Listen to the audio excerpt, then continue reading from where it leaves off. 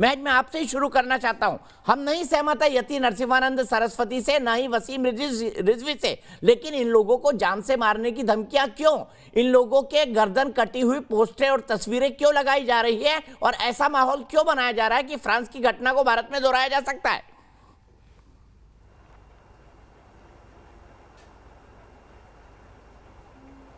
पहली बात तो आपके शो के माध्यम से मैं ये कहना चाहूँगी कि किसी तरीके की कट्टरपंथी इस देश में हमें कबूल नहीं है, चाहे वो हिंदू कट्टरपंथी हो या फिर वो मुसलमानों की कट्टरपंथी हो या किसी और धर्म की कट्टरपंथी हो। कहने का मतलब ये है कि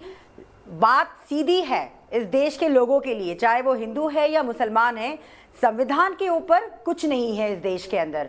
संविधान बेशक आपको एक आज़ादी देता है अपने रिलीजन को प्रैक्टिस करने की, काफ़ी आर्टिकल्स है जो डायरेक्टली हमारे फ्रीडम से लेके जुड़े होते हैं, जो हमारे एक बेसिक स्ट्रक्चर को बनाते हैं। लेकिन जो हमारा संविधान है जिसकी एक बेसिक स्ट्रक्चर है, इस चीज़ को ना भूल के हम बार बार एक ही बात दोहराना चाहते हैं और कई सालों से ये बात दोहरा रहे हैं that no matter which fanaticism हो, वो हिंदू फैनेटिज्म हो जहाँ पर गाय को ज़्यादा औरत के ऊपर माना जाता है, उस पर आप कोई बीएचपी के लोग आके अटैक करते हैं या कोई एक धर्म के लोग आके लोगों पे अटैक करते हैं या किसी तरीके की कट्टरपंथी हमें कबूल नहीं है, चाहे वो खाने के नाम पे हो या किसी के पहनावे के नाम पे हो, फिर वो लव जिहाद के नाम पे हो या कुरान के वर्सेस में जो ये वसीम रिजवी का केस है, इस तरह की कट्टरपंथी हमें कहीं भी मंजूर नहीं है। लेकिन सवाल ये फिर जान से मारने की धमकी क्यों दे रहे हैं लोगों को? क्लियर कट रखना चाहती हूँ कि संविधान के ऊपर आपकी पर्सनल,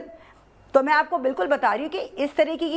तरीके की चीजें जब होती है तो सरकार का काम है कि हर तरीके से। लेकिन और एक बात मैं ये कहना चाहूंगी कि इस जो धर्म के आईने को आप एक तरफा ना देखें,